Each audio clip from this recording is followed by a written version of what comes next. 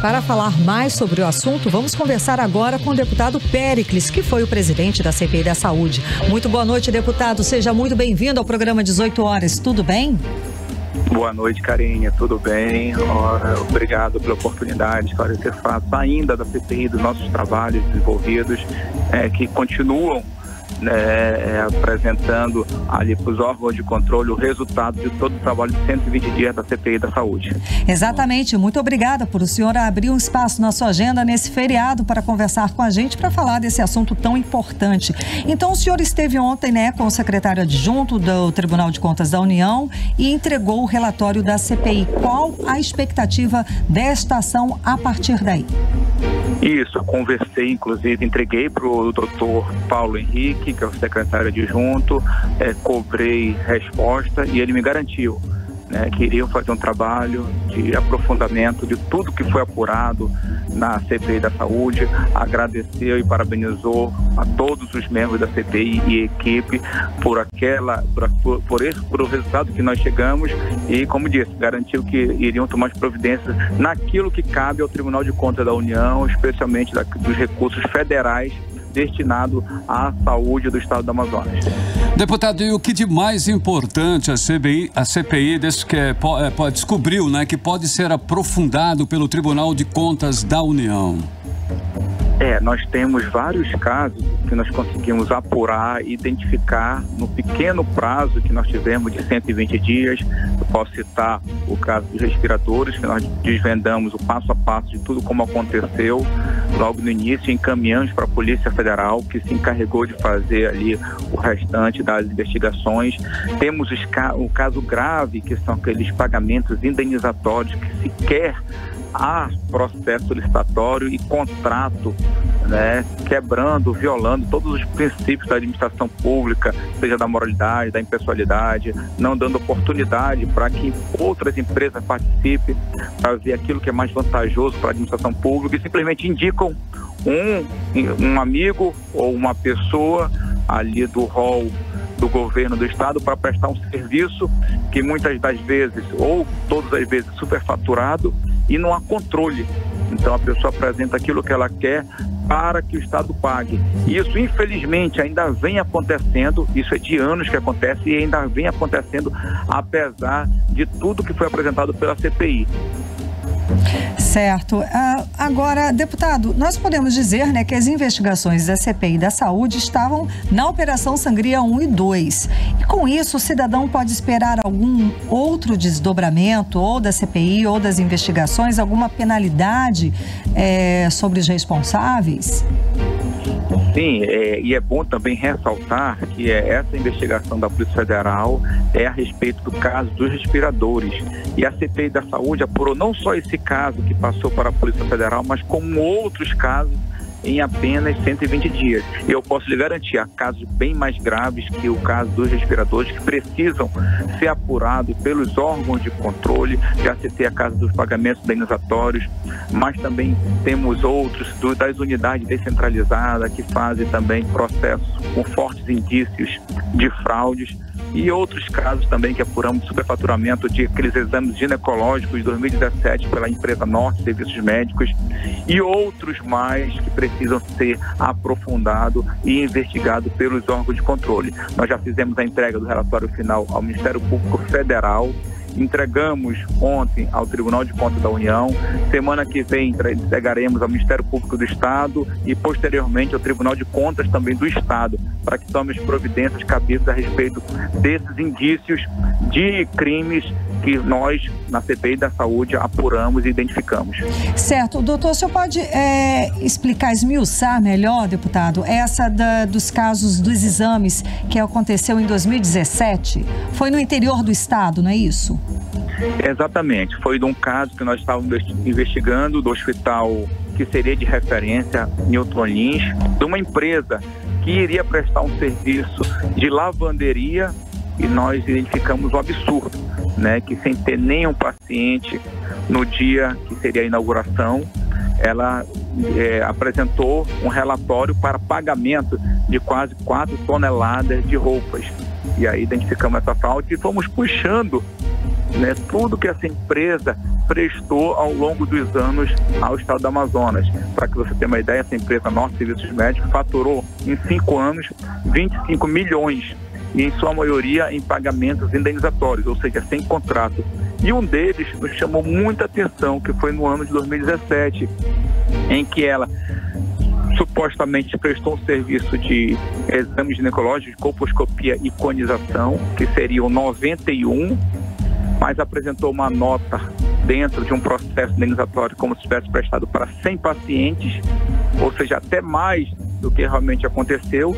E depois, ao chamar o médico que prestou o serviço contratado por essa empresa, ele disse que o serviço de conização, que seria o mais caro, e prestou para apenas 13 mulheres, e recebeu para o serviço R$60 mil da empresa. E a empresa recebeu do Estado R$868 mil. E muito do serviço sequer foi prestado, conforme informou o médico que prestou o serviço no interior do estado. Então, para mim, é um escândalo, é algo assim, absurdo, que é um dos casos que nós apuramos, né, durante o trabalho da CPI da Saúde. Deputado, esse relatório aí que vocês entregaram para o TCU e também para outros órgãos e pretendem entregar ainda para outros, isso é para quê? Para garantir o sucesso de um bom retorno, de uma boa, né, retorno, né? Nós na CPI da Saúde fizemos o nosso papel dentro dos limites que cabe aos membros da Comissão Parlamentar de Inquérito. Nós não temos o poder para prender, para denunciar os agentes que cometeram crimes. Isso é necessário os órgãos de controle, como o Ministério Público Federal, o Ministério Público Estadual, que são autores da ação penal, fazerem isso. Então nós entregamos relatório com provas suficientes, com elementos probatórios suficientes de crimes cometidos contra a administração pública, e agora cabe a eles apurarem esses fatos, que são muitos casos, né, para denunciar aqueles que realmente cometeram crime contra a administração pública. E baseado no que o senhor acabou de dizer, o senhor acredita que no caso dos desvios do atual governo do Amazonas, alguém ainda pode ser preso? Olha, precisa ser apurado. Certo. Indícios de crime existem para ser os agentes denunciados e possivelmente condenados pelos crimes que eles cometeram. E muitos desses crimes, sem dúvida, cabe prisão, sim. E a justiça, ela tem que agir e punir, né? A lei diz isso, não é? A lei está bem específica nesse caso, não é isso, deputado? Isso, nós conseguimos, né, indiciar 50 agentes, né, por vários crimes cometidos e tipificamos os crimes.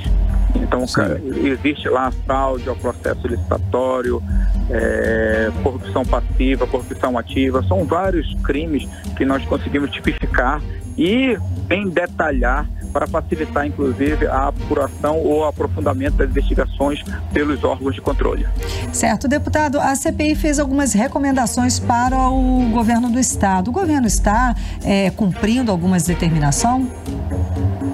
Algumas ele cumpriu de imediato, como a exoneração das 2 secretárias e dos secretários adjuntos, né, depois de apurarmos aquelas fraudes, aqueles esquemas de corrupção, mas outros ainda não, como é o caso do cancelamento, que por recomendação nós encaminhamos ao governo do Estado, do cancelamento do contrato de gestão do Delfim Aziz, que foi demonstrado, né, por nós como é um contrato ruim, né, para o estado do Amazonas, onde desde o seu início não houve o cumprimento, sequer houve controle e fiscalização pelo Estado, que era o único papel que ele deveria fazer dentro desse contrato de gestão, e por conta disso a prestação de serviço foi muito deficitária, foi muito ruim, e quem sofreu isso foi a população. E o pior de tudo é que a própria empresa ou organização social de saúde, que na verdade é uma OS, recebeu em sua integralidade o que estava previsto no contrato, mas em nenhum momento cumpriu aquele atingimento de metas que é previsto no contrato, deu a sua contraprestação, né? Sequer chegou ali a 70% daquilo que deveria cumprir. Então é algo também precisa ser apurado pelos órgãos de controle. Certo, deputado. Agora, cita pra gente as pessoas afastadas por conta da CPI, que foi recomendação da CPI da Saúde. Temos, no caso dos respiradores, que foi a CPI que identificou, né, o envolvimento do marido da secretária de comunicação por conta da empresa que ele pertencia, ele era sócio da empresa Sonoar, de onde se iniciou todo esse esquema fraudulento, e aí nós identificamos a participação dele como sócio e dela em uma reunião que tratava sobre a compra desses respiradores. Então nós recomendamos o afastamento, na verdade a exoneração dela, assim como da secretária de saúde, o secretário adjunto João Paulo e os demais secretários, como o Perseverando, o secretário, não o secretário Tobias, mas o João Paulo, Perseverando e o outro que eu não recordo agora. Tivemos, foram 5 recomendações de afastamento que foram cumpridas. E da gerente de compras Alcineide. Ok. Certo. Bom, no caso aí, deputado, a oposição, o que ela pode fazer? Porque já no ano que vem, né, para acompanhar todas essas denúncias, né, porque eles estão interessados, eles querem saber porque, né, eles têm que ficar a par, né, do que está acontecendo. Isso. Olha, na verdade eu continuo fazendo o meu papel como parlamentar de fiscalizar. Ontem mesmo eu estive no 28 de agosto no hospital para verificar o resultado do recurso de emenda impositiva que eu encaminhei para compra de mesas para cirurgia lá do hospital, inclusive já estão sendo utilizadas, e eu estou vendo algo que está a indício de fraude, que eu irei falar, inclusive na terça-feira, de uma dispensa de licitação, não só para o 28 de agosto, mas para 8 outras unidades de saúde, em relação à coleta de resíduos hospitalares. E me parece que há ali um indício, né? Não posso garantir porque eu estou estudando, estou investigando ainda, mas me parece que há ali indício de fraude, sim. Okay, muitíssimo obrigada pela sua participação hoje aqui no programa 18 horas. Conversamos conversamos com o deputado, né, o deputado Péricles, que foi presidente da CPI da Saúde, e falamos aí sobre toda a questão e o desdobramento desta CPI. Muitíssimo obrigada pela sua participação hoje aqui no programa 18 horas. Eu que agradeço a oportunidade e me coloco sempre à disposição de vocês. Uma boa noite. Boa noite. Boa noite, 6h42.